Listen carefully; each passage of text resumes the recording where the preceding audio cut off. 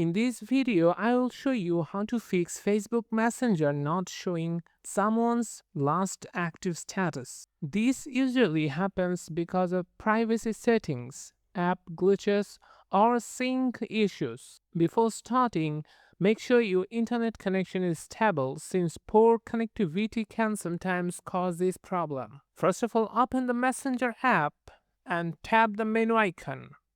Go to Settings, then tap Active Status. Make sure Show When You are active is turned on. If it's already enabled, turn it off, wait a few seconds, and turn it back on again. Next, clear Messenger cache. Open your phone settings, tap Apps, find Messenger, then go to Storage and Cache, and tap Clear Cache. After that, reopen Messenger. You should also update the Messenger app.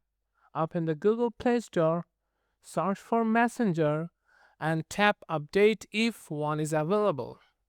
Updates often fix small bugs like this. That's it. The last active status usually comes back after fixing the settings or refreshing the app. If this video was helpful, don't forget to like and subscribe for more quick tutorials.